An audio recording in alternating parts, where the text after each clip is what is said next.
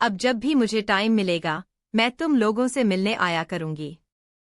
तुम लोगों को कोई परेशानी तो नहीं होगी। कहकर उन्होंने प्यार से बेटियों की ओर देखा तो दोनों एक साथ बोल पड़ी, अरे मौसी, आपके आने से हमें परेशानी क्यों होगी, हमें तो अच्छा लगेगा, आप आया करिए। आपने तो देख ही लिया, मम्मी तो अभी बातचीत करना तो दूर, ठीक से बोलने की हालत में भी नहीं है। वैसे भी वे दवाइयों के असर में आधी बेहोश सी सोई ही रहती हैं। हम तो घर में रहते हुए किसी अपने से बात करने को तरसते ही रहते हैं, और हो सकता है कि आपके आते जाते रहने से फिल्मों की तरह आपको देखकर मम्मी को अपना कॉलेज जीवन ही याद आ जाए और वे डिप्रेशन से उबर सकें। मनोचिकित्सक भी ऐसी किसी संभावना से इनकार तो नहीं करते हैं। अपनी बेटियों के साथ उनका संवाद सुनकर मुझे उनके एकदम घर आ जाने से उपजी आशंकापूर्ण उत्सुकता एक सुखद उम्मीद में परिणत हो गई और मुझे काफी अच्छा लगा। इसके बाद 3 से 4 दिनों तक मेरा उनसे मिलना नहीं हो पाया। उस दिन शाम को ऑफिस से घर के लिए निकल ही रहा था कि उनका फोन आया। फोन पर उन्होंने मुझे शाम को अपने ऑफिस में आने को कहा तो थोड़ा अजीब तो लगा, मगर उनके बुलावे की अनदेखी भी नहीं कर सका। उनके ऑफिस में वे आज भी बेहद सलीके से सजी हुई और किसी का इंतजार करती हुई जैसी ही मिलीं। तो मैंने पूछ ही लिया कि वे कहीं जा रही हैं या कोई खास मेहमान आने वाला है। मेरा सवाल सुनकर वे बोलीं, आप बार बार यही अंदाजा क्यों लगाते हैं। यह कहकर थोड़ी देर मुझे एकटक देखती रहीं, फिर एकदम बुझे स्वर में बोलीं, मेरे पास अब कोई नहीं आने वाला है। वैसे आएगा भी कौन? जो आया था, जिसने इस मन के द्वार पर दस्तक दी थी, मैंने तो उसकी दस्तक को अनसुना ही नहीं किया था। पता नहीं किस जनून में उसके लिए मन का दरवाजा ही बंद कर दिया था। उसके बाद किसी ने मन के द्वार पर दस्तक दी ही नहीं। आज याद करती हूँ तो लगता है कि वह पल तो जीवन में वसंत जैसा मादक और उसी की खुशबू से महकता जैसा था। मगर मैं न तो उस वसंत को महसूस कर पाई थी, न उस महकते पल की खुशबू का आनंद ही महसूस कर सकी थी। यह कहकर वे खामोश हो गईं।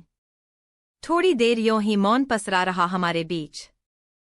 फिर मैंने ही मौन भंग किया, मगर आपके परिवारजन, मेरा मतलब भाई वगैरह, तो आते जाते होंगे। मेरी बात सुनकर थोड़ी देर वे खामोश रहीं, फिर बोलीं, माता पिता तो रहे नहीं। भाइयों के अपने अपने घर परिवार हैं। उनमें उनकी खुद की व्यस्तताएं हैं। उनके पास समय कहाँ है।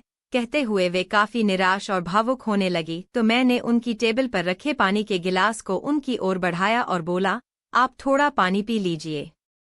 मेरी बात सुनकर भी वे खामोश सी ही बैठी रही तो मैं गिलास लेकर उनकी ओर बढ़ा और उनकी कुर्सी की बगल में खड़ा होकर उन्हें पानी पिलाने के लिए गिलास उनकी ओर बढ़ाया। तो उन्होंने मुझे बेहद असहाय नज़र से देखा तो सहानुभूति के साथ मैंने अपना एक हाथ उनके कंधे पर रख कर गिलास उनके मुंह से लगाना चाहा। उन्होंने मेरे गिलास वाले हाथ को कसकर पकड़ लिया। तब मुझे अपनी गलती का एहसास हुआ और मैंने सॉरी बोलते हुए अपना हाथ खींचने की कोशिश की, मगर उन्होंने तो मेरे गिलास वाले हाथ पर ही अपना सिर टिका दिया और सुबकने लगीं।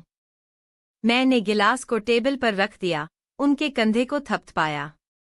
पत्नी की लंबी बीमारी के चलते काफी दिनों के बाद किसी महिला के जिस्म को छूने व सहलाने का मौका मिला था, मगर उनसे परिचय होने के कम ही वक्त और अपने सरकारी पद का ध्यान रखते हुए मैं शालीनता की सीमा में ही बंधा रहा।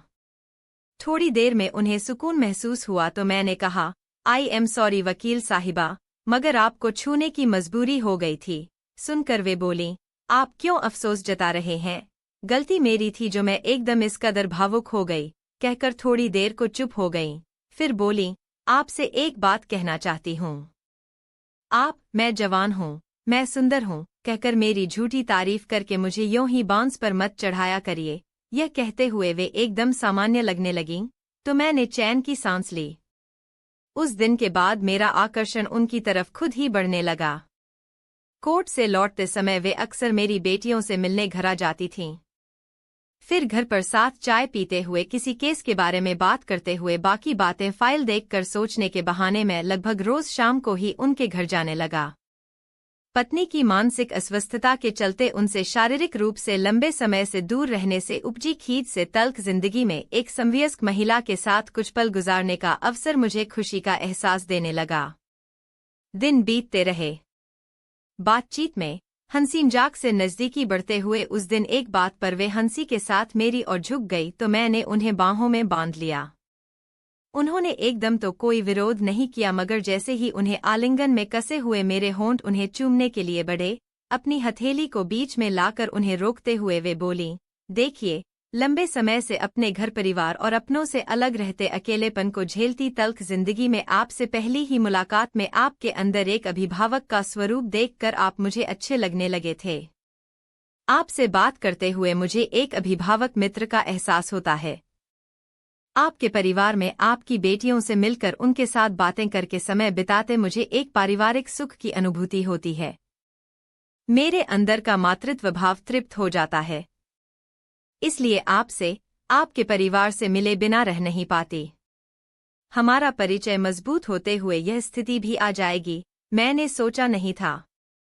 फिर भी आप अगर आज यह सब करना चाहेंगे तो शायद आपकी खुशी की खातिर आपको रोकूंगी नहीं, मगर इसके बाद मैं एकदम पूरी तरह से टूट जाऊंगी। मेरे मन में आपकी बनाई हुई एक अभिभावक मित्र की छवि टूट जाएगी। आपकी बेटियों से मिलकर बातें करके मेरे मन में उमंगती मातृत्व की सुखद अनुभूति की तृप्ति की आशा टूट जाएगी। मैं पूरी तरह टूट कर बिखर जाऊंगी।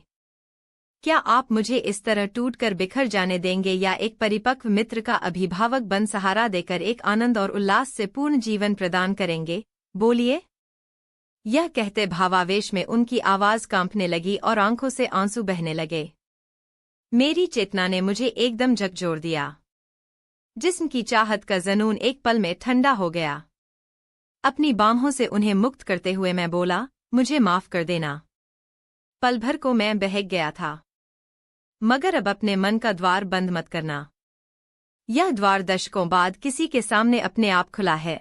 इसे खुला रखने का दायित्व अब हम दोनों का है। आप और मैं मिलकर निभाएंगे इस दायित्व को, कहकर उन्होंने मेरा हाथ कसकर थाम लिया, फिर चूमकर माथे से लगा लिया।